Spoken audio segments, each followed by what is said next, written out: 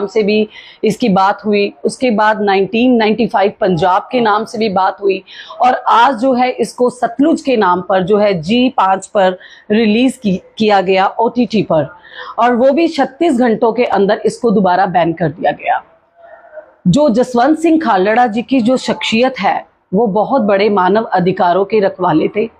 उन्होंने जो 95 के दौर में जो पंजाब में हजारों माओं के जो बच्चे हैं उनको शहीद कर दिया गया था, और वो भी झूठे मुकाबलों में।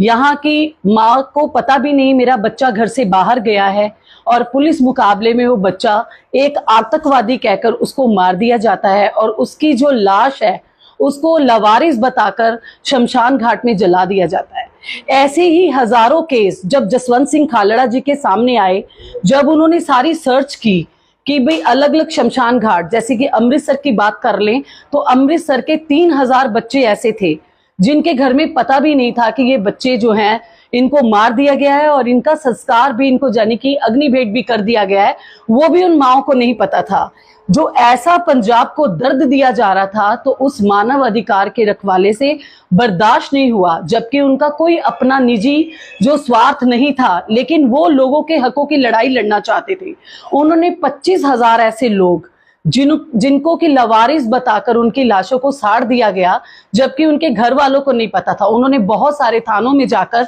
रिकॉर्ड्स देखे, उन लोगों के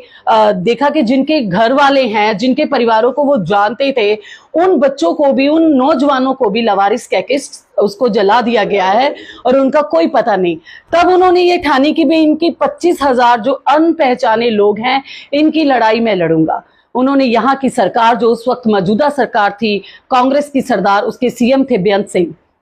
उन्होंने अपनी आवाज रखी। उन्होंने बहुत उनसे बात की भी ये जुल्म जो है इसको बंद किया जाए, हमें बताया जाए, हम और कुछ नहीं मांगते, हमें सिर्फ इतना बता दिया जाए कि ये किस माँ के बच्चे की जो है उसकी लाश जो है उसका संस्कार किया जा रहा है, ताकि घर वालों को पता हो। लेकिन जब यहाँ पर जो उस टाइम की सरकार थी उन्होंने नहीं सुनवाई की, वो कनाडा में भी गए, वो और बाहर विदेशों में गए, जबकि भारत में ना सुनकर उनकी आवाज जो विदेशों में सुनी गई, लोगों ने वहां उनका साथ दिया, वहां की गवर्नमेंट ने उनका साथ दिया। वहां से जब लेटर्स इस पंजाब की सरकार को आए, लोगों ने बताया और सरकारों ने कहा कि हमें जवाब चाहिए कि ऐसा क्यों हो रहा है, जो जसवंत सिंह खालड़ा जी बात कर रहे हैं उसमें कितनी सच्चाई है। जब सीएम से ये मांगा गया, उस टाइम जो प्रशासन के मुखी थे केपीएस गिल, उनसे इस बात का जब जवाब मांगा गया तो उन लोगों के पास जवाब नहीं थे, क्योंकि उस वक्त जो प्रशासन का रोल रहा है वो बेहद दुख वाला था, क्योंकि इन्हीं लोगों के सहयोग के साथ जो उस टाइम जो तांडव चल रहा था, जो खून बह रहे थे, हजारों माओ के बच्चे जल रहे थे, मारे जा रहे थे, वो इन सब की मिली जुली हुई सब कुछ जो था इन्हीं का था। तो उसके बाद इनसे कुछ नहीं हुआ जसवंत सिंह खालड़ा जी का। जब उन्हें लगा कि विदेशों में भी बात चल गई है, अब तो ये बात हम पर आएगी, क्योंकि हो सकता है हम सस्पेंड हो जाए, हो सकता है हमारी सरकार गिर जाए। उसके बाद उन्होंने जसवंत सिंह खालड़ा जी को एक मिस्ट्री की घर पे गाड़ी धोते हुए उनको उठाकर ले गए, और जिस तरीके से उन्होंने उन पर जुल्म ढाए, और जिस तरीके से उनकी हत्या करके हरिके के जो नदी है, डैम है, वहां उसको फेंक दिया गया। उसी पर बनी ये पिक्चर, मैं समझती हूँ कि बहुत बड़ा दिल चाहिए इस पिक्चर पर रोल प्ले करने के लिए और इस पिक्चर को डायरेक्ट करने के लिए। जो इसके डायरेक्टर है हनी, मैं उनको भी बधाई देती हूँ कि उन्होंने 7 साल इस पिक्चर पर काम किया है, और जसवंत सिंह खालड़ा जी की जो जीवनी है उस पर काम किया है, और उसको पर्दे पे लाए हैं ताकि पंजाब के लोग जान सके, पूरा संसार जान सके कि who is the Jaswant Singh Khalra, क्योंकि ह्यूमन राइट एक्टिविस्ट थे वो, और उनके बारे में जानना जरूरी है, क्योंकि आज जो हमारी जनरेशन है शायद उनको नहीं पता है। आज अगर हम देखें तो पैर पैर पर ह्यूमन राइट की वायलेशन है। तो उन्होंने तो अपने लिए नहीं, हम लोगों के लिए लड़ाई लड़ी थी। उन्होंने 25,000 उन लोगों के लिए लड़ाई लड़ी जो कि अनपहचाने कहकर मार दिए गए थे। तो उनकी जो शहादत है उसको कोटन कोटन हमारा प्रणाम है, और हम चाहते हैं कि ये हमारे नौजवानों तक जाए बात, और इसलिए हमने आज ये मुहिम शुरू की है कि हम गुरुद्वारा साहिब से शुरू कर रहे हैं। यहाँ पर जो संगत आएगी उनको ये पिक्चर दिखाई जाएगी,